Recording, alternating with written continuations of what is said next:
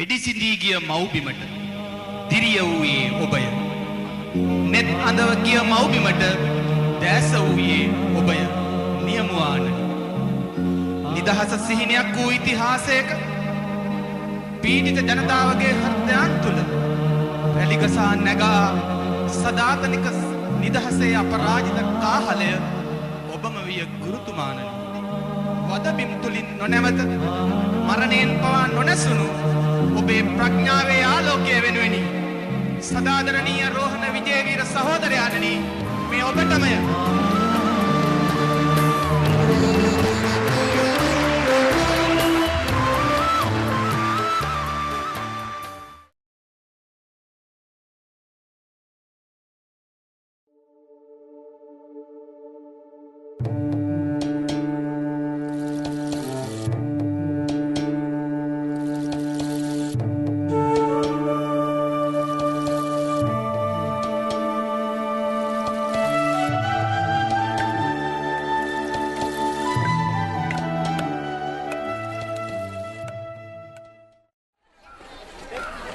කෝට්ටේගොඩ පාසලේ වැඩිදුර ඉගෙනීමට පහසුකම් නොතිබුණු නිසා රෝහණ වැඩිදුර අධ්‍යාපනය සඳහා අම්බලන්ගොඩ ධර්මාශෝකයට පැමිණියා.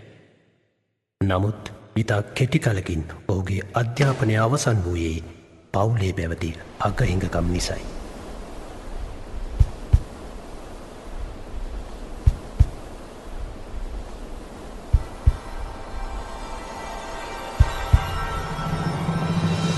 බිඳවැටුණු අධ්‍යාපනය යළිත් ආරම්භ කිරීමට රෝහණට පුළුවන් වුණා.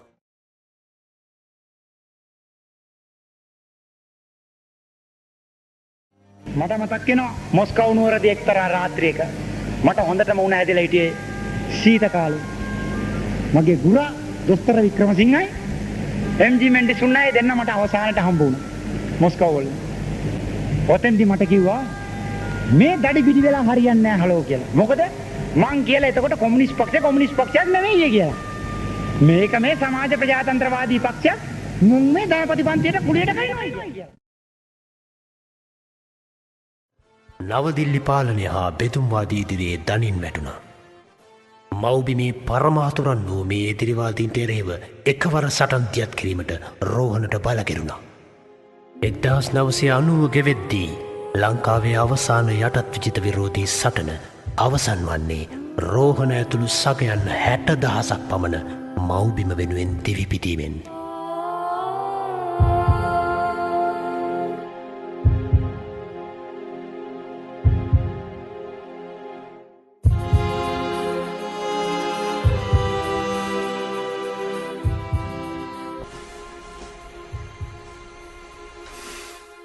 රෝහණ අපාතර නැතත් සදාතනික වූ මව්බිමේ නිදහස සඳහා වූ සටන තවදුරටත් ඇවිලී යනවා.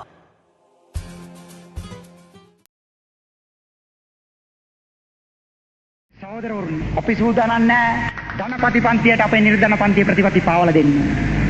කිසිම තත්ත්වයක් යටතේ කුමනානිසක හේතුවක් නිසාවත් අපි ඒක කරන්නේ නැහැ. ඒක කරන්නේ නැහැ කියලා අපි සාතිකයක් දෙනවා. ඒ සාතිකය ඔබට අවශ්‍ය නැහැ. එයි අපි අපේ භාවිතාවෙන් අපේ සාතිකයක් දීලා තියෙනවා. අපේ ජීවිත බේරගන්න අපි කවදාවත් ඔබ අතහැරලා දාලා ගියේ නැහැ. අපේ ජීවිත ගලව ගන්න අපිට ජීවිතාන්ත දක්වා හිර දඬුවම් දෙනකොට අපි ධනපති පන්තියේ ඉදිරියේ දණින් වැටුනේ නැහැ.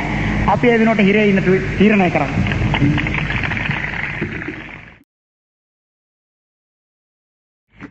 අපි එදා වගේම අද වගේම හෙටත් අපේ ජීවිතයේ අවසානයේ දක්වාම නිර්ධන පන්ති විප්ලවවාදීන් වශයෙන් අපි ජීවත් වෙනවා. නිර්ධන පන්ති විප්ලවවාදීන් වශයෙන් අපි කවදා හරි මරණ කොටත් මරනවා.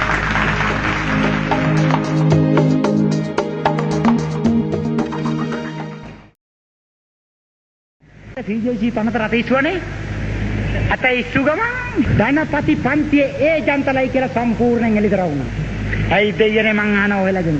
මං එකක් කිව්වා ඉස්සරලාම මං න්‍යාය නෙවෙයි අද කතා කරන්නේ භාවිතාව අවුන්සේ වැදගත් මාක්ස් කියව විදියට න්‍යාය ටොන් එකට වඩා. ඔය භාවිතාව තමයි. සිඩ්නිද සොයිසක මිනිස්සයිතුවාසිකම් වලින් එන්නම කොල්ලෙන් කතා කරාද නැද්ද? අපේ අයිතිවාසිකම් මිනිස්සයිතුවාසිකම් වල්ලන්න ඔකුන් ඡන්ද දුන්නද නැද්ද? අවුරුදු 40ක් ධනපති පන්තියට දක්ෂ ලෙස බැලමේ කිරීමේ වරදට අවුරුදු 40ක් තිස්සේ නිර්ධන පන්තිය ධනපති පන්තියට යට කිරීමට පන්ති සහයෝගතාවයට බැඳ දැමීමට ක්‍රියා කිරීමේ වරදට ජනතාව නැවත නැවතත් මුලා කිරීමේ වරදට දාස් ගණන් විප්ලවවාදීන්ගේ ලේ උරා දීමේ වරදට උඹලත් එක්ක අපේ ඇයි හොඳයි කමක් නෑ. කම්කරු පන්තිය පාවලා දීපු දේශපාලන තක්කඩින් එක්ක අපේ ඇයි හොඳක් කමක් නෑ. දැන් අද ශ්‍රී ලංකා නිදහස් පක්ෂයේ උදවිය මෙතන ඕන තරම් ඇති.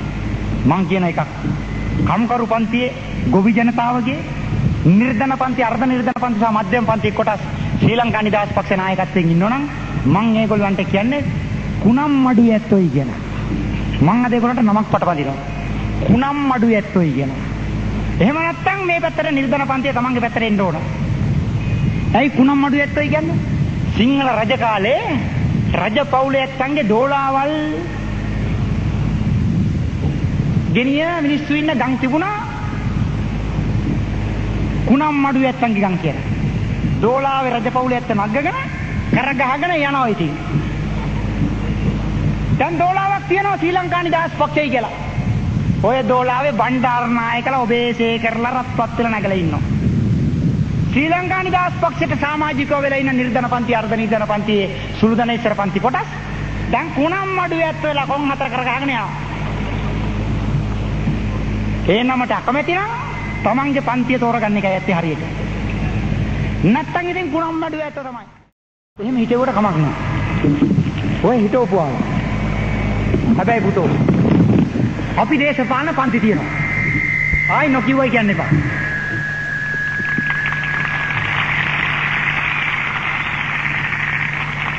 අපි දේශපාලන කඳවුරු තියෙනවා.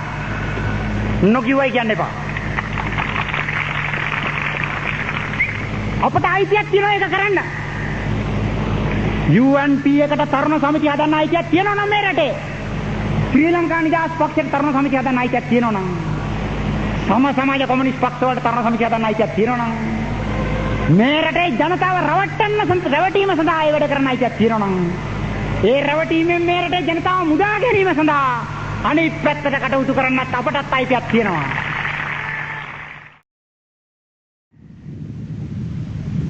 කම්කරු පන්ති කොටස්, ගොවි ජන කොටස්, නිර්ධන පන්ති, අර්ධ නිර්ධන පන්ති, මධ්‍යම පන්ති තරුණ තරුණියෝ පණ කඩාගෙන ඕක තල්ලු කරනවා.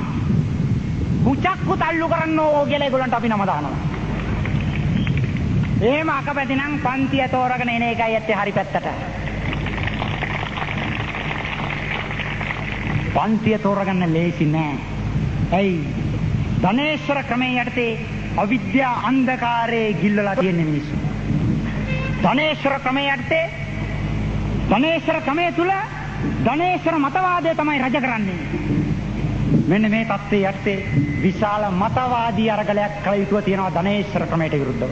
අන්න ඒ නිසා සහෝදරවරුනි අපේ මියගේ සහෝදරවරුන් දිවි පුදාව උදාර පරමාර්ථ සාක්ෂාත් කරගන්නට අපි ධනපති ක්‍රමයට විරුද්ධව දිවි හිමියෙන් නිර්ධන පන්ති මතවාදය නගා සිටීම සඳහා යෝධ මතවාදී අරගලයක් කරගෙන යනවා.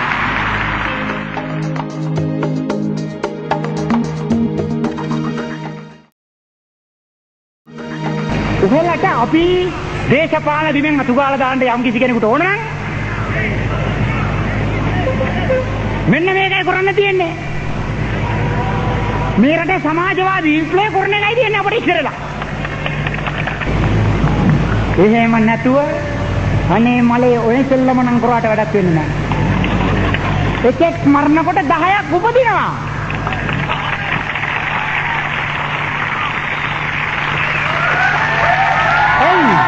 උඹලට බෑනේ මේ රටේ ජනතාවගේ ප්‍රශ්න විසඳන්න. උඹලට ප්‍රශ්න විසඳන්න බැරි වෙනකොට උඹලා විසින්ම ඉදිරිපත් කරන විකල්පයක් එක්කෝ සදාකාලික වහල්භාවය නැත්නම් ජීවිත පිදීම කියලා.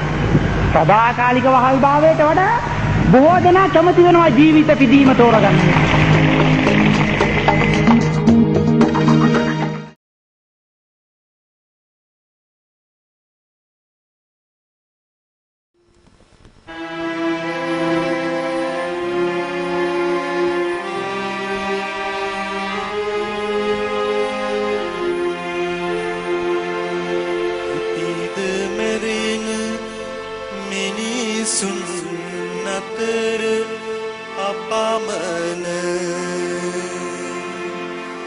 සබඳ නුබෙනි එත් ලැබුවේ මේ දෙරණ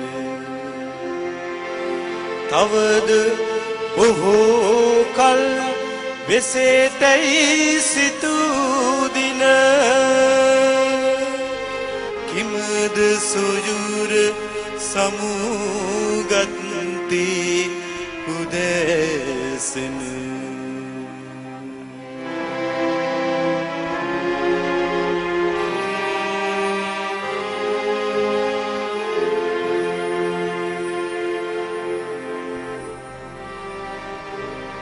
උතුර උතුර ගැලූ ගඟ වියලුන අයුරු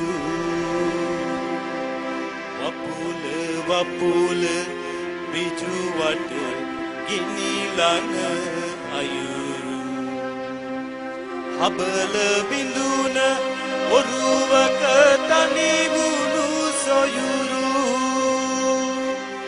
විසල් සිතින් විදගති ඉදිරියේ මරු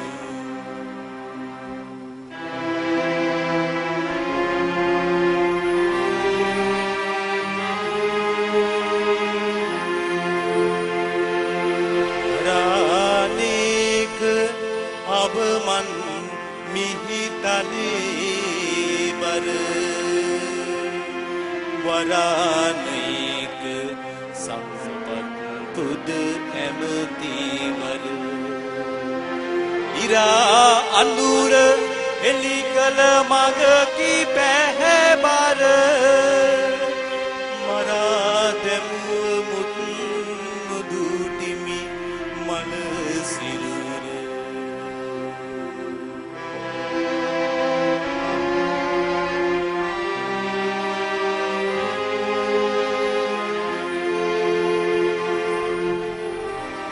කඳුලින් නිපිදරු හීරෙන් දිවි මග නිබඳ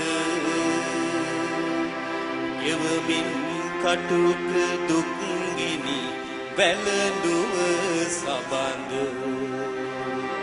ගින්නෙන් නොබේරුව උන් මැකුවා